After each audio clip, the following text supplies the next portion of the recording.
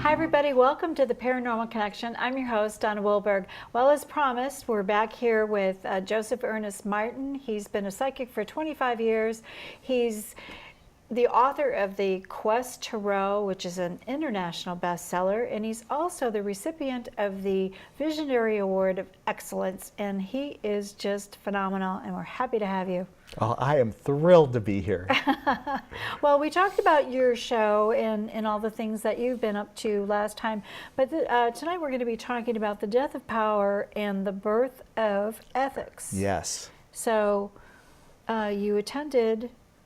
I was at the New Living Expo, which was held in San Mateo this year. It used to be at the Concourse Pavilion in San Francisco, but you know, the developers bought that land for a really good price and they tore it down and they're building up high-density condominiums, which is a little sad because San Francisco needs affordable venues. Yeah. Yes. Wow. So they had it at the San Mateo Convention Center. I was lucky enough to speak, and you know, I got to brag for just a second, but I was surprised because I thought I'm going to try this topic, something a little different for me. Mm-hmm. And when I went into the room to speak, every chair had a person in it, and there was standing room only in the back of the room. People wanted to hear about the death of the Power Age and the birth of the Age of Ethics. And they wanted to hear that to such a degree, they packed the room. I couldn't believe it. Well, I can. It's a very... We've been waiting for this moment. So Yes. Talk about the death of power. Well, you know, the Mayan calendar has mentioned a lot of different cycles. Mm-hmm. And of course, it was all that stuff about 2012, whether the world was going to end. And all of us in metaphysics, at least most of us, the people I knew, said it's the end of an age. It's not the end of life on the planet. The calendar will just get reset in a different way. Mm-hmm. Well, the Mayans have this 13-step system. And the Power Age is the age we've been in for a very long time. And the age of power, we see the ending death throes of right now. And you can see it when you have journalists, well, I should say, people on television who call themselves journalists, but they're actually pundits, abusing their power, mm-hmm. where they're saying flat out lies, and they just don't care. Because they have the power, and the power axiom is might makes right. Mm-hmm. We see it in corporations where corporate officers say, I have the power, therefore what I say goes. I deserve $60 million a year in pay. Now, I just have to say, $60 million a year in pay is not $60 million in pay. Nobody earns $60 million a year. They steal maybe 59 million of that, and maybe they earn $1 million of it. Yeah. This is the axiom of power. Might makes right. If I have the power and you don't, I can do whatever I want. This is dying now. And so we're seeing people all over the planet noticing this change of the way things are and not liking it. Yeah. We're at the birth of the age of ethics, or of information, of enlightenment. Depends how you interpret the Mayan calendar exactly. There's different words for it. This new age, this enlightenment age, is going to be based on information. And we see it already because we see this huge flow and increase because of the internet, which is still free, thank God. And at least in our country, still relatively free, thank God. We need to keep it free. And this flow of information is what's going to make a bright new age actually possible, because there can no longer be secrets. We're going to know. Yeah, I like that. There's American Greed. Have you ever watched that program? Oh, they're busting people left and right for the things that they're doing. And I think, you know, when you talk about the information that's coming out and how we have access now to the secrets, you know, how can they keep them? It's just a matter of time. So I'm glad, but you see this as something that's been coming, that is sort of a shift. Absolutely. Yeah. And you don't have to be in your 20s to be part of this shift. Yeah. You know, some people think, well, you know, the younger kids, they have all the computers and the tech and the social media. But it's actually a lot of the older people who are pioneering this change. Procter & Gamble and the Thrive movement, which is thrive.com. You can see their videos on YouTube, and I do recommend seeing them. They're amazing. Is headed by people of a mature age who are bringing this information forward. Dr. Stephen Greer, who's not in his 20s, is pioneering the Disclosure Project, is pioneering the release of information about new energy, or what some people might call free energy or over unity energy. These people are pioneers because they're part of the mentality of the power age, but they never accepted it. They believe in the power of these new mediums being able to change everybody's life for the better. And indeed they are. They're going to win. That is the winning team. We're just seeing the older team kicking and screaming and stealing and lying because they know that their time is over. Yeah. You know, I think in the last decade or two, we've been kind of laying this foundation for this to happen. I think that 10 years ago, people wouldn't have been as receptive as they are today. And I think the floodgates are opening and people are starting to become more aware. They're starting to take their power back. And they're starting to just change in their way of thinking.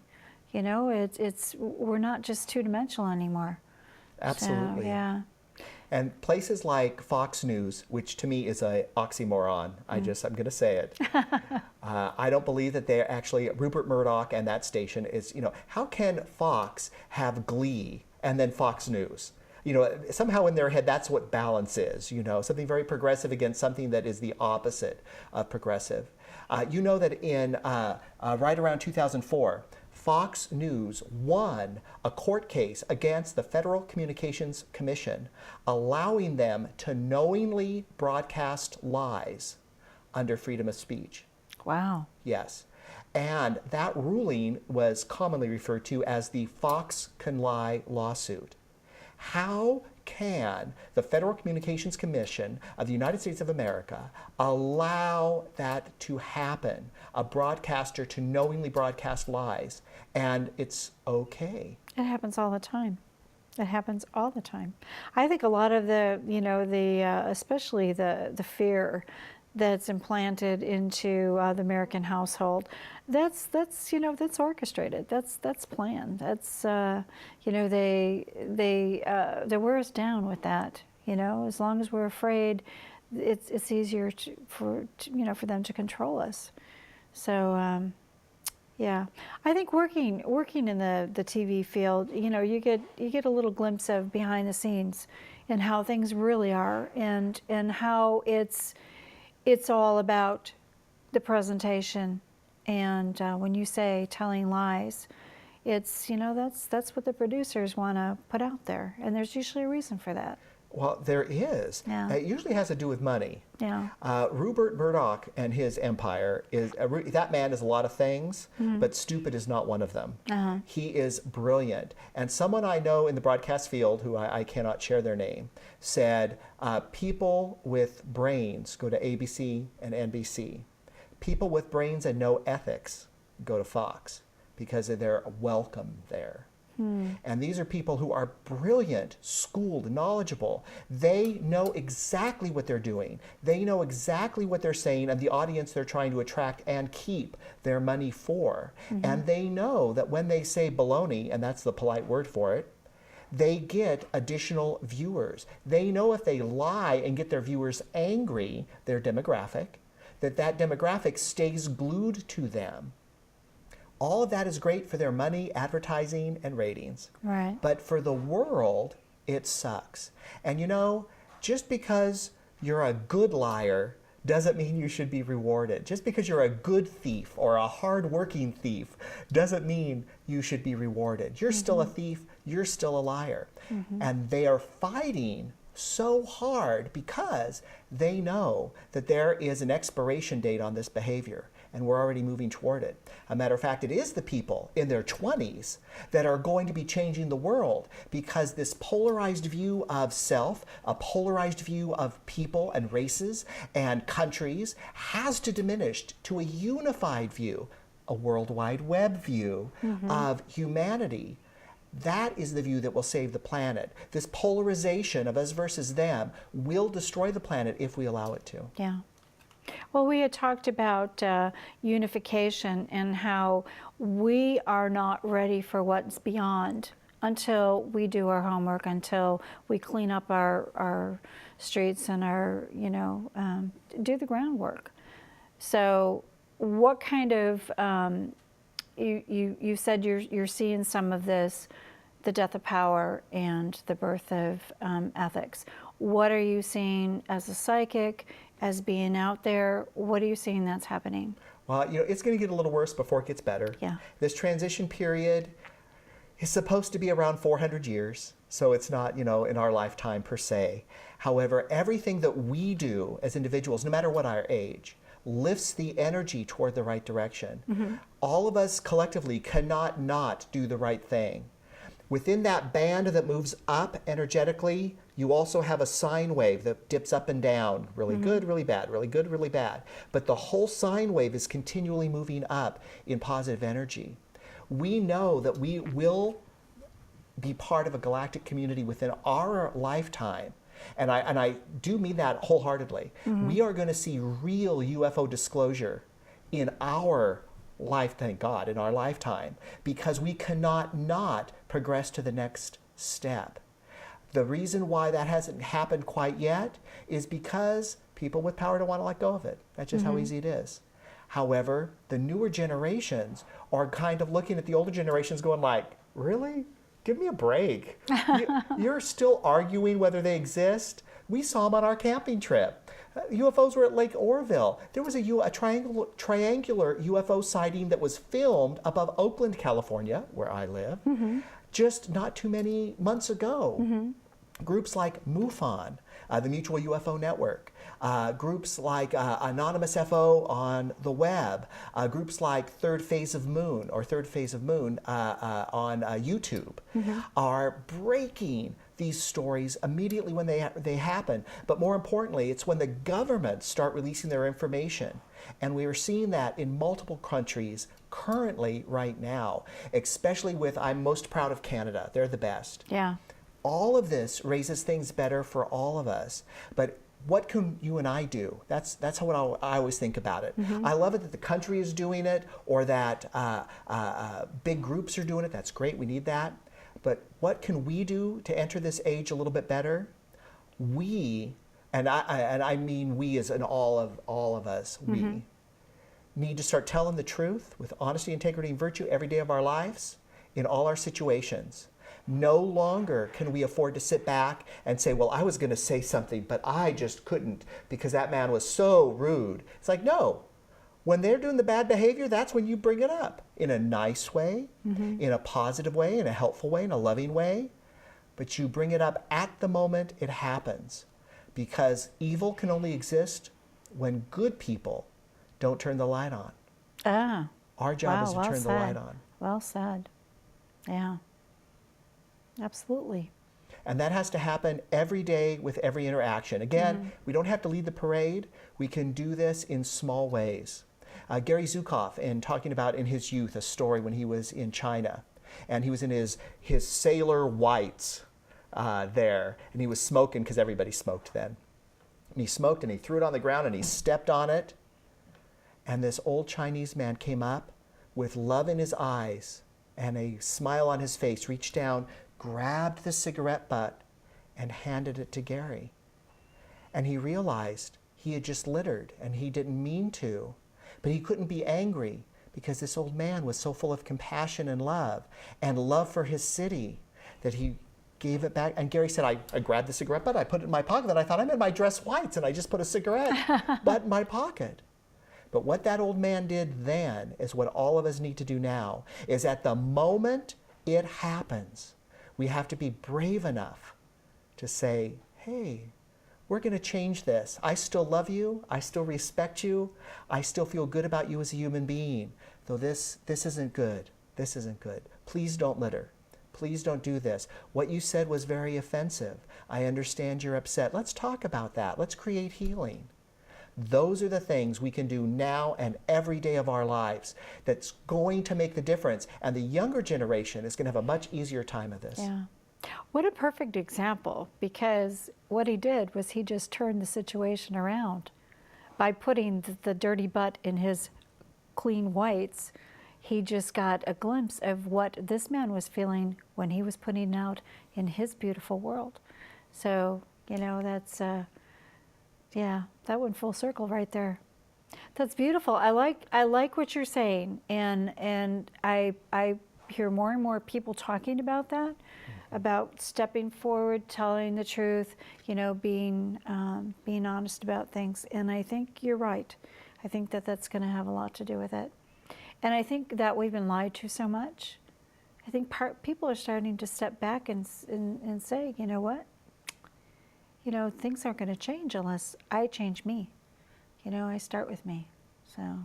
And I just will add to this, you know, because about 3 years ago, I had some interactions with some people on the circuit, you know, traveling up and down the state of California and the West Coast. And these people were, maybe the kind way to say it would be, less than honest, less than ethical, less than their ability to discern what the truth was and then express it. Oh my goodness.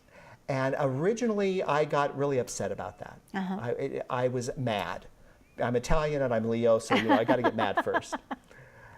And then I watched these people and I thought, no, I need to be the light bearer in this situation and say to other people, this is behavior that's not good. We need to be good. We need to help these people come back to the light. And if we don't, we need to send them to another state to be in or something. If we can't help them, we need to help them out the door. That's a good saying. You know, Yeah. we need to be the example of what truth, honesty, and integrity is. And initially, I got a lot of rebuttal for that. People would say, oh, don't make trouble, right? That's the old axiom, right? Don't make waves, don't make trouble, just, you know, keep your head down, just, you know, don't get these people mad at you. And I thought, well, I guess I got to risk it a little bit. So I would tell show promoters, these other people are not as ethical as they need to be, and and then this year, of course, it's 3 years. This year, I have to tell you this, and I swear to God this is true. I have been seeing, my guides have blessed me. Thank you, guides of the universe and God or whoever's up there letting me see this. Their karma coming back to them. And, you know, I should know their karma because my life is in a whole different direction. But then I get people coming to me and saying, did you know what happened? No, I didn't know what happened. This and this and this. And so we're in a time where karma does come back pretty quick. Oh, absolutely. Absolutely. And if we stand tall, if we hold the torch, that karma is going to come back for us. And we'll be able to see why they're suffering the ramifications of those poor actions. And that will help give us hope to go forward. Instead of feeling, you know, like sometimes you feel like you're just beating your head against the wall, doing the good thing. Yeah. Yeah, sometimes. But, you know, I look at it this way, you know, that's about me. Doing the good thing is about me. You know, I can put it out there. If someone isn't receptive to it, that's about them. I can't change that. But if I don't try, that makes, you know, I feel it's my responsibility to try. And if somebody isn't receptive, you know, I you know, may make another attempt. But if I can see that it's not going to begin with me, then, well, I'm sure there's somebody else that's going to come along and teach me another way. That's just the way it is, right? Absolutely. Yeah. Daniel Brinkley says when he had his near-death experiences, they were showing him that the people who are alive on the planet right now, the light workers alive on the planet right now, actually are spiritual warriors. They were the first line, the infantry of souls saying, we are strong enough, we are brave enough, we are energetic and hardworking enough to start cutting the path in the field for those to follow. And he says that the people he meets are the most incredible spiritual people he's ever met in his life, because they're the ones who have taken the blows, who have taken the hits, who have suffered for the idea of being a light worker, suffered for truth, honesty, and integrity. And that is an immeasurable force in the positive of the way things are going. And I always think of it this way. What if Rosa Parks wasn't born? What if Martin Luther King said, no, I don't want to reincarnate right now. This is too hard. Yeah. What if these people didn't come forward? what if we didn't come forward? What if we don't come forward? I don't think there's a choice. For me, there is no choice. And I joke, I say, you know, it's because I'm a Leo and Italian, I can't keep my mouth shut. However, it is a choice for me. Sometimes I don't feel like holding up the torch. However, I try to the best of my ability, in big ways and in small ways, whenever given the opportunity. And trust that that makes a difference. And I gotta tell you, from 3 years ago to now, I gotta tell you, it has been making a difference. Good. That's super. And I'm going to add to that, you know, when you don't feel like holding up the torch, hopefully you've surrounded yourself with people who are going to step in and help you hold it up with you. So that's always important. Okay, we're running out of time again. So why don't you give your information so people can get in touch with you? Well, I'm easy to find. You can find me on Facebook, Vimeo, and YouTube. You simply search my full name, Joseph Ernest Martin, or you can search for Paranormal Insights, see the older shows, as well as give me a call for a reading if you'd like one. It's 510-387-3328, which will be on the screen, I know too, as well as my website, which is questtarot.com. And if you watch the shows, The Magic Minute or Paranormal Insights, do click like and subscribe. And just to brag super fast, my show, I'm so proud of it. It won 2 Western Access Video Excellence Awards for Best Show Special Audience and the hardest to win category, Best Talk Show Entertainment. So if you get a chance, come see it. It would be great. Oh, congratulations. That's such an honor, and you worked very hard for that. So I'm so proud of you, and I think that's fabulous. Well, let's give a little bit of information about the Paranormal Connection. The Paranormal Connection airs the first and third Thursday at 9:30 p.m. Pacific Standard Time. Our companion show, Story Connection, airs the second and fourth Thursdays of each month. Each episode repeats the following Friday at 1:30 p.m. and Saturday at 5:30 a.m. Watch these programs online at the same air times by going to accesssacramento.org and clicking Watch 17. In the Sacramento region, you can see us on Comcast Channel 17 and on AT&T Channel 99. You can find previously aired shows on the Paranormal Connection YouTube channel. For information on upcoming shows and previous Paranormal Connection guests, go to paranormalconnectiontv.blogspot.com. You can contact us at paranormalconnectiontv@gmail.com. And don't forget, find us on Facebook, become a friend, and become a fan. Joseph, in the couple minutes that we have left, parting words. What would you like to talk to the audience about? I would just want people to realize that not everybody has to lead the band. Not everyone has to lead the parade. Anything you do in this lifetime for the betterment of you, your karma, other people, their karma, makes a huge impact and difference. Because you never know the people who are watching you. And when people see you standing up for truth, honesty, and integrity, helping others, it gives them hope to do the same thing. Your impact is much bigger than you can ever imagine. Don't forget, it's the little things that will often save people's lives, change their lives, and make being alive in this world worthwhile. Be kind, be loving, be present in all your interactions. Do what your mother said, say thank you. You'd be surprised how good that is. I think that's wonderful. Those are very good words to impart to everybody. So thank you so much for coming on and enlightening us once again with your expertise and all your experiences. Well, you are my favorite light worker. Oh gosh, I love him. Anyway, and I also want to thank my fabulous crew, and I'm going to name them this time. I've got Laura and Ted and Lisa and Rick and Lorraine, and I really super appreciate you coming out and helping us get the show on the road, because without you, it just wouldn't happen.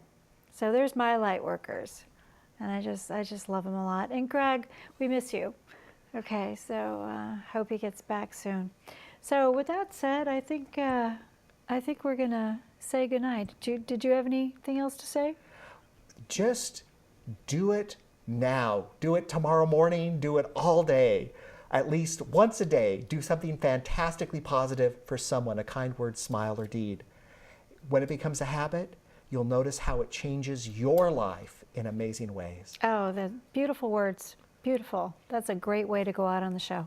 So thank you again, my friend, and good luck on your ventures. Thank you. All right. Good night, everybody. Thanks for watching Paranormal Connection, and I hope you'll stay tuned for our Story Connection, which airs next week. So come on back and see us. We've always got fun stuff going on here. Good night. Don't let anyone tell you what you should or should not believe. You never know what you're going to get when I take the stage. I'm afraid of opening Pandora's box. Those things are like a stone around our necks. You thought, please God, don't let this be the angel of death coming for my child. People ask me, can spirits from that long ago come around? And the answer is absolutely yes. You never know what you're going to get. They're probably over there going, I see them doing, really? It was wonderful. It was wonderful. She says, it's about damn time you got your act together. I knew that my question had to be answered.